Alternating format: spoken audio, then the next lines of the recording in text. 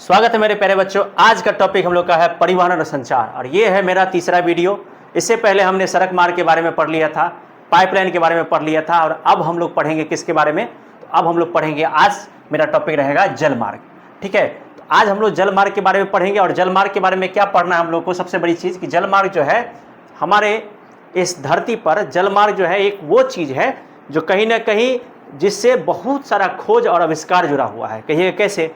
जहाज का आविष्कार हुआ, कंपास का आविष्कार हुआ जल मार्ग के कारण ही ना। जल के द्वारा ही ना वास्को डी गामा भारत आया था। तो जल मार्ग परिवहन का सबसे प्राचीन साधन है। तो जल मार्ग के बारे में हम लोग पढ़ेंगे। परिवहन संचार चैप्टर चल रहा है, कक्षा 10वीं भूगोल के लिए चल रहा है।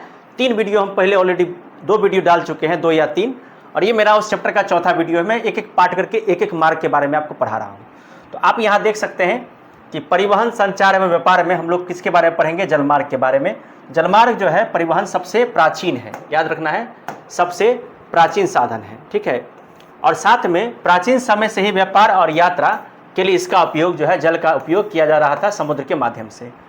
विश्व के बहुत सारी यात्राएं, साहसिक यात्राएं जलमार्ग द्वारा किया गया था। जो पुर्तगाली ने किया था, डच ने किया था, फ्रांस के लोगों ने किया था। तो आपको पहले पता होगा कि यूरोप के लोगों को पहले लगता है कि समुद्र में हरा जाएंगे, लेकिन बाद में कुछ आविष्कार के बाद जो साहसिक यात्राएं हुई थी, साहस करके लोग खोज पर निकले थे। कोलंबस निकले थे, वास्को डी गामा निकले थे।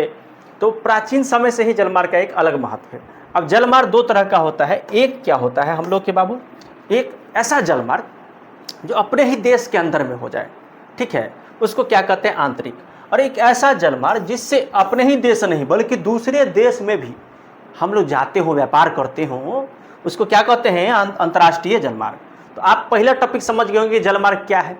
जलमार्ग एक प्राचीन मार्ग है। आज से नहीं बल्कि विश्व सभ्यता में, मानव सभ्यता के विकास के बाद जब खोज का आविष्कार हुआ, नए नए देशों की खोज हुई, उसका सबसे बड़ा द्योतक कौन था? जलमार्ग था। विश्व की बहुत सारी यात्रा, साहसिक यात्रा जलमार्ग के द्वारा हुई। जलमार्ग 2 प्रकार के होते हैं, आंतरिक जलमार्ग और अंतर्राष्ट्रीय जलमार्ग। अब इसके बाद इसके नेक्स्ट हम लोग देखते हैं डायरेक्ट। नेक्स्ट पेज में क्या है देखिए। निश्चित सफलता के लिए जरूर आप हमको इस चैनल को सब्सक्राइब कर लीजिएगा बाबू। भारत में आंतरिक जलमार्ग के बारे में पढ़ते हैं। 14,500 किलोमीटर लंबा 9 संचालन मार्ग है। भी देखिए, बोर्ड एग्जाम के लिए एकदम इंपॉर्टेंट रहेगा। A to Z आपको ऑब्जेक्टिव मिल जाएगा। मेरा पूरा वीडियो देख लीजिए भूगोल का, एक पार्ट से लेकर अभी तक जितना पढ़ा है, इकाई 1, इकाई 2, इकाई 3, इकाई 4 चल रहा है अभी। तो भारत में आंतरिक जलमार्ग में क्या होता है कि इसका लंबाई कितना है? 14,500 किलोमीटर। ठीक है, और यहाँ पे क्या चलता है? नाव चलता है। इसके द्वारा लगभग 5 करोड़ टन, कितना? भारत के अंदर 5 करोड़ टन माल का ढुलाई किसके द्वारा होता है? जलमार्ग के द्वारा होता है। और आंतरिक जलमार्ग में जो मेन होता है उसको क्या कहते हैं? नदी कहते हैं, नहर कहते हैं, या झील। यानी जल में कौन कौन सा ऐसा भाग है जिसके द्वारा हम लोग सामान को एक स्थान से 2 स्थान तक ले जाते हैं? तो पहला जो चीज़ है वो है नदियाँ। दूसरी चीज़ें जो है नहर और झील के माध्यम से जाती हैं।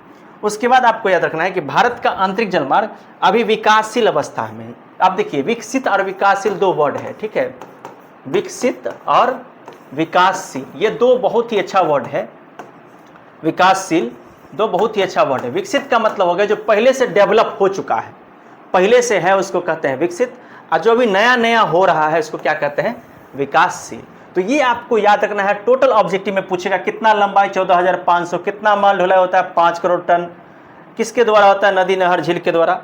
ये आपको याद रखना है।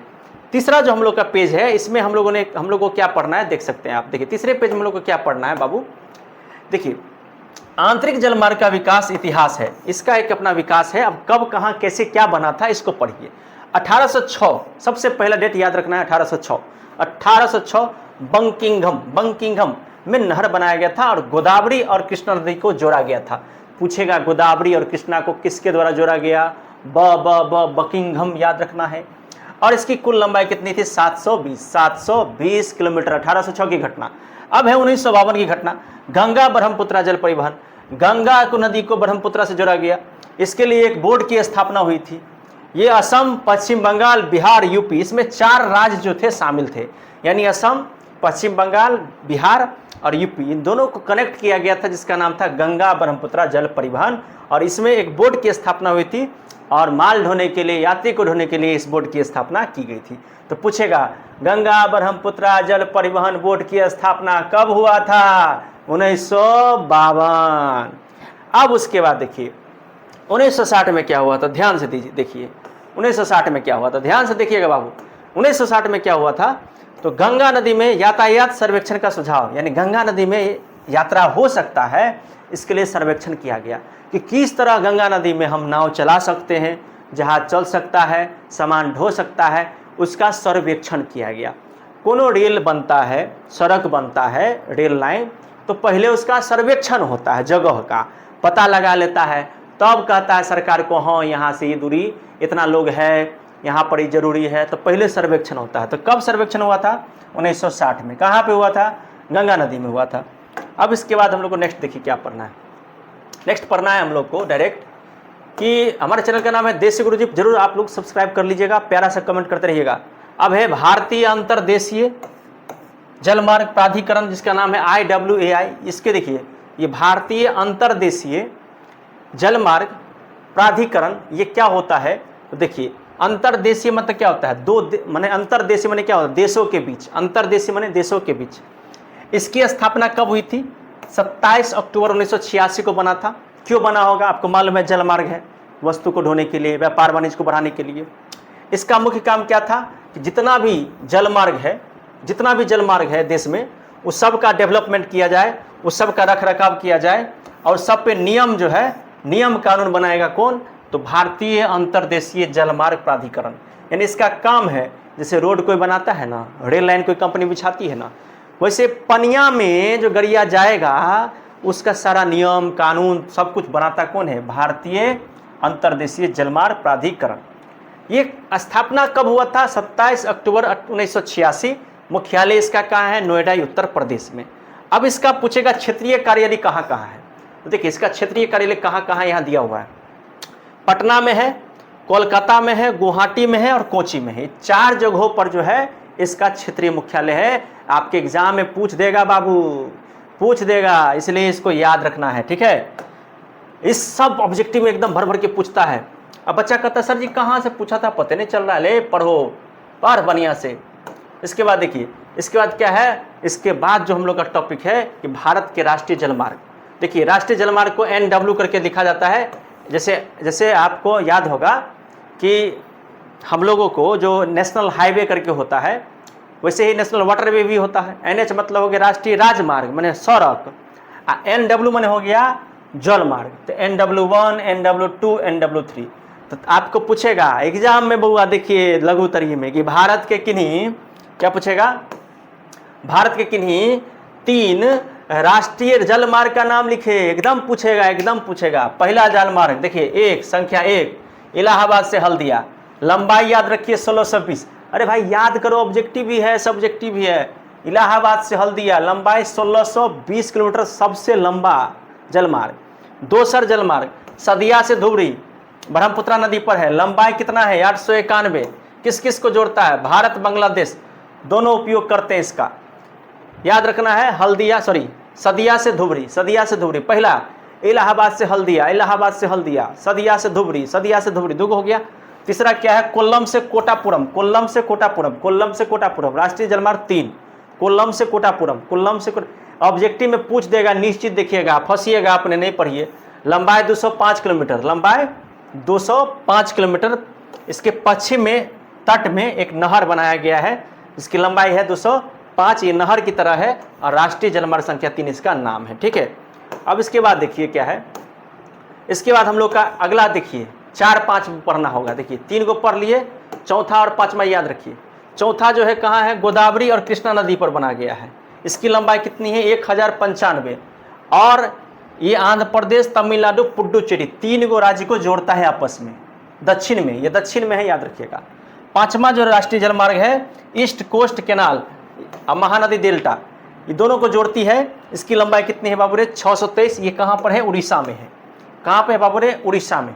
उसके बाद देखिए एक और अन्य राज्य जलमार्ग है, गोवा में है, ये 555 किलोमीटर में है, और गुजरात में है 320 किलोमीटर में राष्ट्रीय जलमार्ग बना हुआ है, जिससे राष्ट्र के सभी लोग अपने व्यापार वाणिज्य को बढ़ाने के लिए, वस्तु का आदान प्रदान करने के लिए एक स्थान से। तो 5 गो राष्ट्रीय जलमार्ग का नाम, उसकी लंबाई कहाँ से कहाँ तक है, लिख लीजिएगा, निश्चित रूप से लिख लीजिएगा, एग्जाम में जरूर मिलेगा। लेकिन पढ़िए पहले पूरा। अब है कि अंतर्राष्ट्रीय जलमार्ग और बिहार का गौरव। देखिए ये एगो बड़का बात है, बिहार से है, बिहार के गौरव वाला बात पढ़ते हैं कि राष्ट्रीय अंतर्देशीय नौवहन संस्था पूछेगा इसका कहाँ पर ये स्थापना हुआ था, तो पटना में। कब हुआ था? फरवरी 2004 में। क्यों हुआ था? ये प्रशिक्षण यानी ट्रेनिंग देता था, यानी नाव वाहन करने के लिए, यानी नाव चलाने के लिए, नौवाहन के लिए ट्रेनिंग देता था। कौन? तो पटना में स्थापना किया गया है 2004 में राष्ट्रीय अंतर्देशीय नौवहन संस्था। ये ट्रेनिंग देता है कि किस तरह जलमार्ग में हम नाव के माध्यम से यातायात कर सकते हैं, व्यापार वाणिज्य कर सकते हैं। तो नौवहन माने कथी? नाव चलाने के लिए जो संस्था बनाई गई थी उसका नाम क्या है? राष्ट्रीय अंतर्देशीय नौवहन संस्था। आप बुझ गए बात को? हाँ जी सर। अब देखिए भारत के पास 7517 किलोमीटर लंबा समुद्री तट है। समुद्र का तट माने समुद्र का किनार। 12 बड़े और 200 छोटे बंदरगाह हैं। बंदरगाह माने क्या हुआ?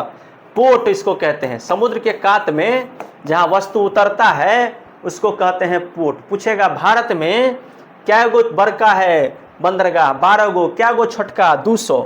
पूछेगा। एक और चीज पूछ सकता है आपसे, ये वाला बहुत मेन है, ये वाला देखिए, ये वाला टॉपिक से बहुत मेन है, याद रखना है इसको। भारत का 90% व्यापार, भारत का 90% व्यापार समुद्री मार्ग से होता है। लीजिए भैया, पूरे भारत का 90%। इसीलिए ना अभी होर्मुज में जो दिक्कत हुआ है, पेट्रोल डीजल के गैस का दाम काहे बढ़ रहा है? इसी कारण से न बढ़ रहा है भैया, क्योंकि 90% भारत का जो माल आता है, आयात निर्यात होता है, वो समुद्री मार्ग से होता है। दाम में देखा जाए तो 70% जो कीमत है वो समुद्र पर निर्भर करता है। किसका? भारत का। जहाज रानी में, जहाज के मामले में भारत में, दुनिया में भारत का 20वां स्थान है। 20 सब इंपॉर्टेंट बातें हैं बाबू, प्लीज रिक्वेस्ट करते हैं बढ़िया से पढ़ लीजिए, ठीक है। ये हो गया। इसके बाद देखिए नेक्स्ट क्या है, हम लोग को इसको जानना होगा कहाँ पे क्या है। देखिए भारत के प्रमुख बंदरगाह याद रखिएगा, ये एग्जाम में पूछेगा। पहला है मुंबई में, दूसरा है महाराष्ट्र में, तीसरा है कांडला में, चौथा है कोलकाता में, चेन्नई में, तूतीकोरिन में, तमिलनाडु में, उड़ीसा में, तमिलनाडु में, केरल में, आंध्र प्रदेश में, गोवा में, कर्नाटक में। आपको पूछेगा, अगर एग्जाम में दे देगा कि भारत के 5 प्रमुख बंदरगाह के नाम लिखे, तो 5 गो राज्य का नाम लिख दीजिएगा। महाराष्ट्र, गुजरात, तमिलनाडु, पश्चिम बंगाल, केरल, उड़ीसा। सर ना ऐसे करके आप लिख दीजिएगा। कर्नाटक 5 गो 6 गो का नाम लिख दीजिएगा। बंदरगाह मतलब क्या हुआ? बतेवे पे किए हैं, जहाँ पे माल उतरता है समुद्र से आने के बाद, ठीक है। तो एकदम याद रखिएगा इसको। अगला देखिए क्या है, हम लोग का यही लास्ट हो गया, सॉरी जल परिवहन था ना, तो यही तक हम लोग लास्ट कर दिए। अब इसको पूरा बढ़िया से पढ़ लिए होंगे आप, अच्छा लग गया होगा तो एगो प्यारा सा दिल भेज दीजिएगा, ठीक है।